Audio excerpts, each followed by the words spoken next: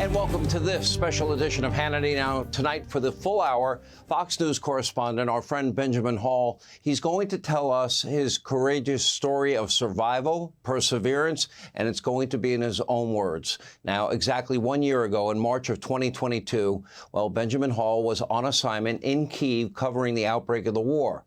Vladimir Putin was attempting to encircle Ukraine's capital city of Kyiv with a series of brutal attacks, and Benjamin Hall was working around the clock to bring all of us real-time information on the ground. Here with more on the ground, he's in Kyiv tonight, the capital of Ukraine. Fox's own Benjamin Hall. Benjamin, what's going on tonight? Well, Sean, you'd have to look back at today and say that what we've seen is just a continuation, if not an escalation, of what we've seen over the last week. Increasing number of attacks on civilian areas, an inability to get humanitarian aid into these surrounded cities, and an inability for people to get out of them. Then just a few days later, on March the 14th, Hall was on a fact-finding mission on the outskirts of Ukraine with two other journalists, Pierre and Sasha, when they were viciously attacked by Russian forces. Now, Pierre and Sasha, they were killed, and Hall was left fighting for his life. Here's Jennifer Griffin. And Brett, a word about our colleagues Pierre, Sasha, and Ben Hall tonight. The loss and pain we feel is enormous, but if ever there were a time that the world needed journalists, reporters risking their lives to tell these stories, to tell the truth, it's now. Without a free press, the autocrats win. We will redouble our efforts to honor these colleagues and all reporters in harm's way tonight. And Jennifer worked endlessly, tirelessly to help Benjamin and get him to safety. Now, in the hours, days, and weeks and months that followed, Benjamin fought for his life, and he did it with such a positive attitude. I've had the honor of speaking with Ben throughout his recovery, and his courage in the face of what is unthinkable adversity is an inspiration personally to me and to so many others. He has a new book. I urge you to read it, Saved, a War Reporter's Mission to Make It Home. It is out March the 14th, and by the way, it is a must-read. I recently sat down with Benjamin Hall in New York. Here is part one of this interview. Benjamin Hall, Saved, a War Reporter's Mission to Make It Home. My friend, welcome home. Thank you, It's great to see you. Thank you. Pleasure to be here. You talk about the term of war correspondent. You've been all over the world. Unfortunately, there has been many conflicts, and you were at the Syrian civil war. You were in Mosul in Iraq. You were in Kabul in Afghanistan during wartime, Mogadishu, and then, of course, Ukraine. You're in war zones. That's your job. It's so hard. I can only imagine the things that you've seen over the years in every place you've been to. Tell us about that. Yeah, it's a job that you can both love and both hate. You hate it because you see some of the horrible things, most horrible things, families losing everything, homes, schools being demolished, children who have nothing. You have to love it too. You have to understand why you're doing it and the importance of it. You've got to understand that those stories, as you tell them to other people, really have influence. And I think we need to know these stories. And so it's been hard, and it's a job that once you start, once you love it, it's very difficult to do anything else, because there are very few other jobs that fill you with such perhaps pride and necessity to do it. So no, I've done all the wars, and I feel when a war breaks out, you've got to be there to cover it, and it's important to our viewers. And it's dangerous work, and maybe did you ever imagine what happened to you would happen? Did those thoughts go through your head? Yeah, I mean, it's interesting. I was surrounded by colleagues who were injured, 7 or 8 who died over the years, and so I knew it could happen. I've seen it happen. But did I ever think it would happen to me? No, I'm not sure I did. I knew the risks, I knew it could happen, but I think there has to be a little element inside you that has to believe it won't. And so you make every precaution and take every precaution you can before you go in there. And you're aware of the risks, but you can't let it cloud your judgment. You can't let it distract you when you're working, because if that clouds your mind, you won't do your job as well. So you think about it beforehand, but when you go in, you focus on the job and the work and the people you're talking to, and you don't let any fear fill your mind. You talk about your injuries. Let's talk about that day. And you were with Pierre, your cameraman, who didn't make it out alive, and a journalist was there as well who didn't make it out alive. And let's talk about the moment that changed your life forever. And and what you remember about it. You talk about going black, and then you tell a pretty miraculous story about getting your consciousness back. Let's talk about that moment, that day. Yeah, I mean, well, firstly, I was saved that day. We were filming in an abandoned village just outside Kyiv. The Russians had almost surrounded the city, and the idea was they would take it in the next few days. We actually, ironically, weren't planning on going up to the front lines. We were filming these areas that had been totally demolished, and we saw schools that had been hit, churches that had been hit, and we filmed this all ourselves. And as we'd finished, we were driving back towards the capital city of Kyiv. Hadn't seen anyone in a long time, and we slowed down at an abandoned checkpoint. And out of nowhere, the first missile came out of nowhere. Lands about 30 feet in front of us. Immediately, Pierre shouts, "Reverse the car, reverse the car." There were 2 Ukrainians driving as well. There were 5 of us in the car. The car got stuck, we couldn't go back, and Pierre shouted, "Get out of the car, everyone get out of the car." And the next second, the second bomb hits, right in front of the left of the car. And that one, I went black. And I was in a dark place. I couldn't feel or see. And I'd taken some shrapnel in the eye, and a matchbox-sized shrapnel in my neck.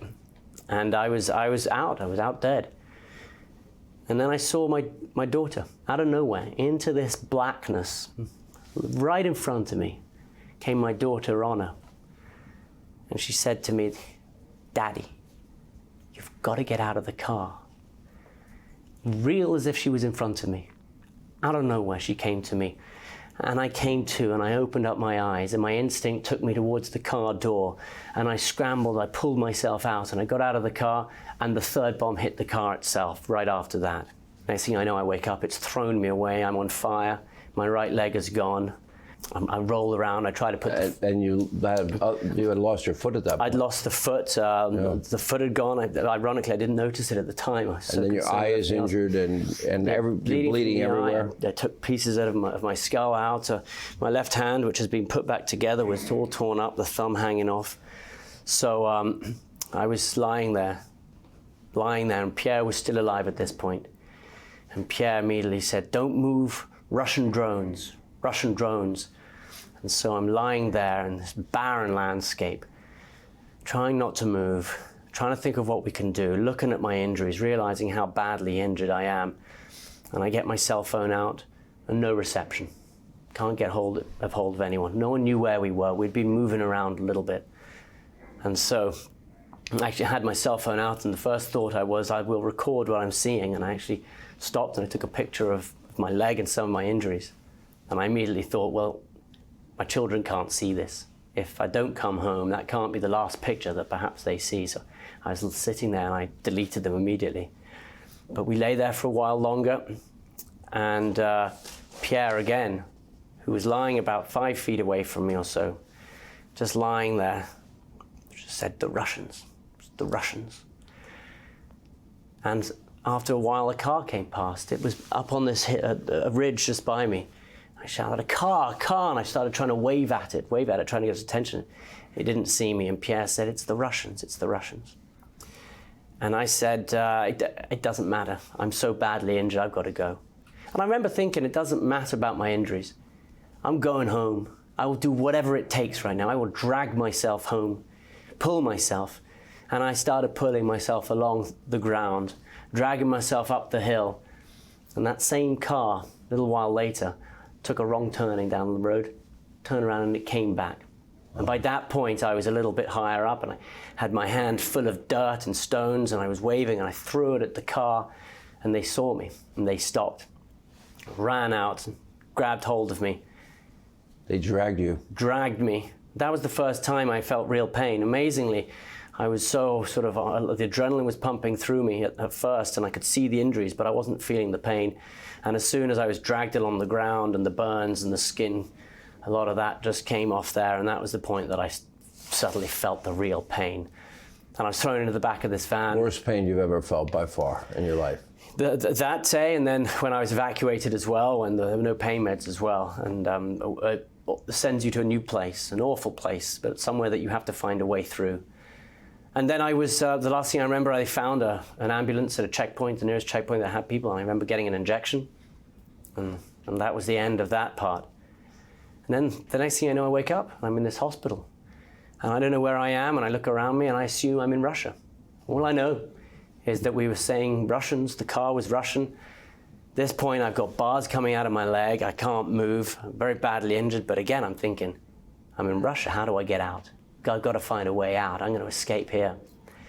And someone came into the room with my State Department press card, I'd been working there, and he was holding it at me, and he was shouting, "Who are you? Who are you?" And the man opposite, this other patient in the bed, was moving, and his sheet started to rise, so I assumed he had a gun pointed at me. So I'm in this spy world, and I think that I'm being held. What can I do? How can I get out? And into the room walked this American, Rich Jadek. I didn't know him at the time. He looked down at me and he said, "Hey, Ben, you want to get out of here?" I said, "Absolutely, let's go. Whatever it takes, let's go." And I said, "By the way, that guy's Russian and he's got a gun," which of course wasn't the truth at all. But that was the time that I came into the hands of Save Our Allies and the incredible team that came in to get me. And what they did to get me on short notice, after Jen Griffin, our Pentagon reporter, reached out to them, spoke to Sarah Verrado, who set them up. This is the same group who got many people out of Afghanistan when it fell. They're still getting people out of Afghanistan. They put together this team, former soldiers, former intelligence, who came right in, straight away from Poland. They bought 2 battered up old ambulances and they broke right into Kyiv. As the shells were falling, they came in because they knew another American was stuck in there, and that was me. And they were going to risk their own lives to get one American home. And one of them had a great friend who died in Afghanistan. They'd served all in Afghanistan, and one of them had watched a friend of his, Ben, die. And his friend Ben had daughters. And he said, "I lost my last friend, Ben, who had daughters at home. I'm not going to lose another one. Whatever it takes, we'll go in and get in there." And then I was taken into the hands of this incredible group of people, and they saved my life then and there. Let me go back a little bit, and I want to talk a little more about your daughter. So everything goes black. There's nothingness in a sense. You have no idea what had happened, and you feel, you see the presence of your daughter right there in front of you. Yeah. You mentioned in the book that you believe in God. Yeah. Do you believe that that was God sending your daughter to say, "Daddy, wake up"? Absolutely. My family are angels. They were sent to me. And I know I was saved that day as well. And when I saw her, it was an incredible peace as well. I was blacked out, but it was quiet. It wasn't rushed. It wasn't fearful. She came to me in this blackness and this peace, though, and said, "Daddy, you've got to get out of the car." Your daughter's name is Honor. Is Honor. But I think it was all 3 of my daughters. It was Honor, it was Iris, it was Hero. They came together to me that day. But if I had been an inch in any direction, I'd be dead. I was sitting in the middle seat of this little car, or the back row, and the other 4 people died. And if I had been anywhere else, I'd have been blind in both eyes. I would have suffered serious head injuries, and somehow I came out of this. And I came out of this, I think, in an incredible way. I feel I came out of it with my mind intact, my will intact, my optimism intact, my hope intact. And I think that God gave me that, and my family gave me that, and they brought me back. And if I can do just one thing, it's to pass that on to others. Know that if you try hard, you work hard, if you believe in the right things, you can get through absolutely anything. That was my daughters who came to me that day.